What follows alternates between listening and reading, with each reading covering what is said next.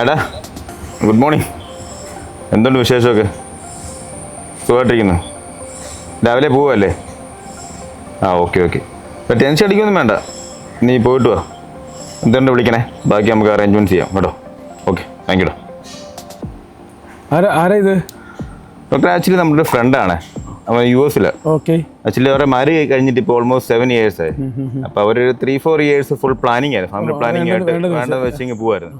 അതിനുശേഷം ഇപ്പോൾ അവർ സ്റ്റാർട്ട് ചെയ്ത്, പക്ഷേ ഒന്നും ആകുന്നില്ല, ട്രീറ്റ്മെൻറ്റ് നടത്തിക്കൊണ്ടിരിക്കുകയാണ്. ആക്ച്വലി ഡോക്ടർ ഒരു ഒപ്പീനിയൻ എന്താ ഇതിനെക്കുറിച്ച് വരുന്നത്?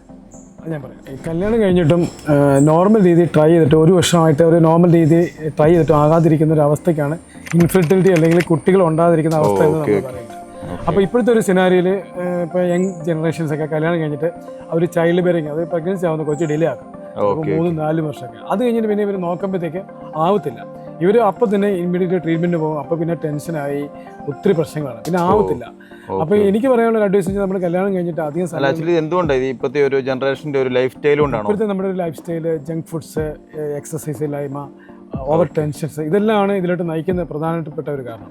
അപ്പം എനിക്ക് പറയാനുള്ള ഒരു അഡ്വൈസ്, നമ്മൾ കല്യാണം കഴിഞ്ഞിട്ട് ഒത്തിരി ഒന്നും വഹിക്കാതെ ഒരു 6 മാസമൊക്കെ കഴിഞ്ഞിട്ട് പ്രഗ്നൻസി നോക്കുക, കുട്ടികളുണ്ടാവുക, ഫാമിലി കംപ്ലീറ്റ് ആയി കഴിഞ്ഞിട്ട് പിന്നെ ബാക്കി എന്ത് കാര്യങ്ങളും ചെയ്യുക. അതാണ് എൻ്റെ ഒരു അഭിപ്രായം.